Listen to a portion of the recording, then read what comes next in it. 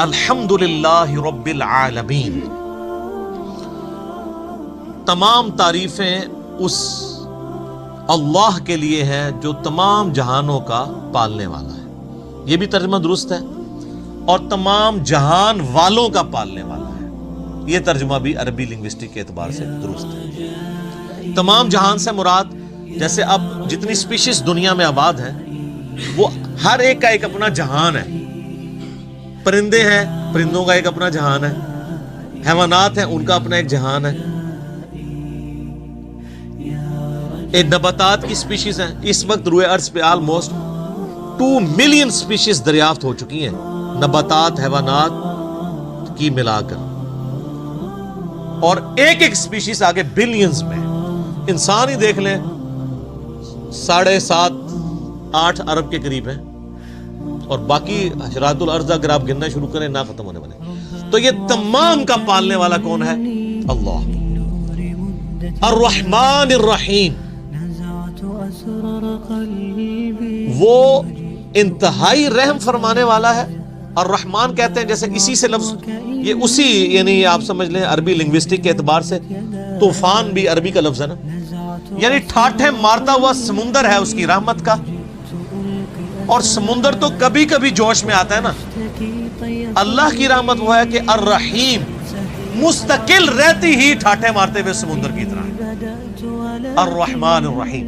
حتیٰ کہ بخاری و مسلم میں حدیث ہے، نبی علیہ السلام نے فرمایا اللہ تعالیٰ نے مخلوقات کی پیدائش سے پہلے اپنے پاس اپنے عرش پہ یہ عبارت لکھ لی تھی کہ میری رحمت میرے غضب پہ بھاری رہے گی۔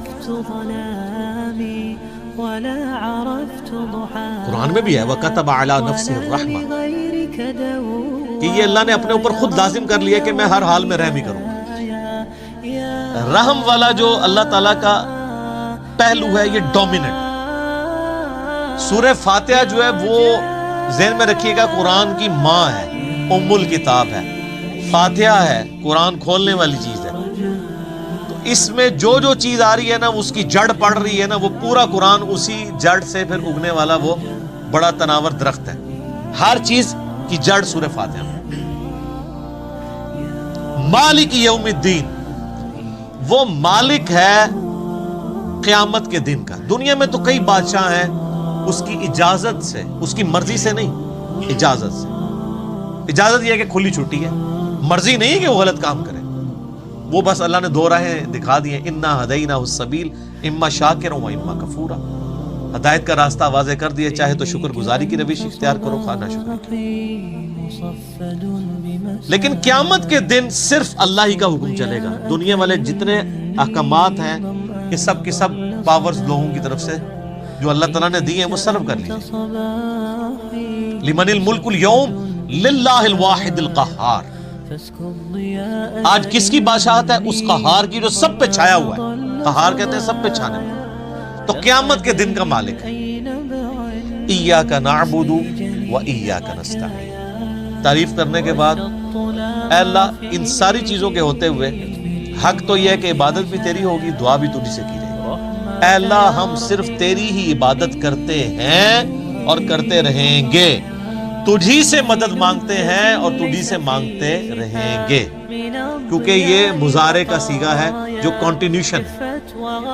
پریزنٹ ٹینس اور فیوچر ٹینس عربی میں ایک ہی ہوتا ہے، ہمارے تو 3 ہوتے ہیں نا اردو میں اور انگلش میں، پاسٹ، پریزنٹ اور فیوچر۔ عربی میں فیوچر اور پریزنٹ کے لیے ایک ہی صیغہ استعمال ہوتا ہے، وہ یہاں پہ استعمال ہوتا ہے، ایاک نعبد و ایاک نستعین۔ اور اگر اس کو دعائیہ بنائیں گے جس طرح کہ اعلیٰ حضرت نے ترجمہ کیا ہے، حمزہ بریلوی صاحب نے، انہوں نے بہت زبردست ترجمہ کیا، انہوں نے کہا اے اللہ ہم صرف تیری ہی عبادت کریں اور صرف تجھی سے مدد چاہیں۔ اچھا، عبادت میں تو دعا بھی شامل ہے، جامعہ ترمذی میں حدیث ہے، سنن نسائی میں حدیث ہے، ابن ماجہ میں الدعاء هو العبادہ، دعا عبادت ہے۔ تو جب دعا عبادت ہے تو ایاک نعبد میں دعا شامل تھی، یہ پھر ایاک نستعین کیوں آیا؟ اس لیے کہ سب سے سینسٹیو ایشو ہی دعا کا ہے، غیر اللہ کو مدد کے لیے پکارنے کا۔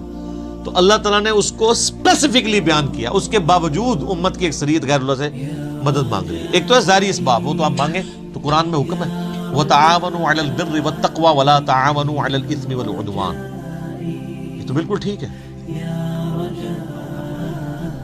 اہدنا الصراط المستقیم، اے اللہ ہمیں چلا سیدھے راستے پر.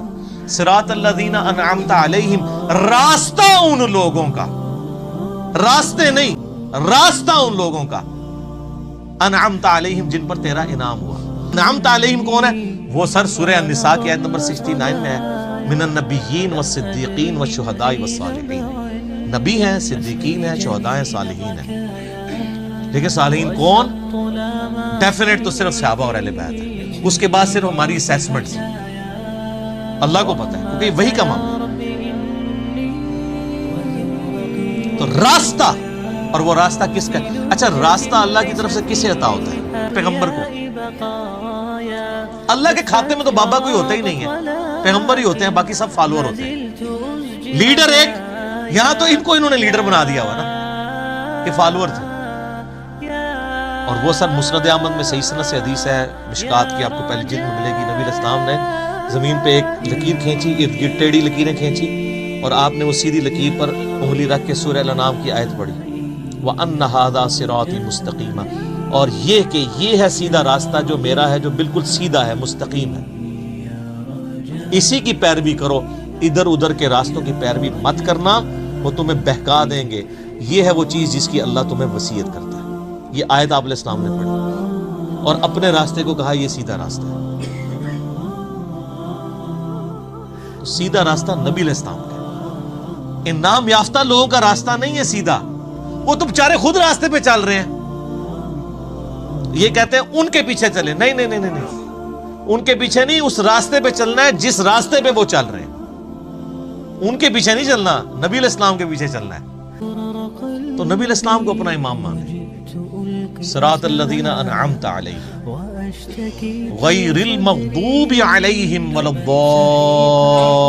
الضالین آمین. بچانا ان کے راستے سے کہ جن پر تیرا غضب ہوا اور جو گمراہ.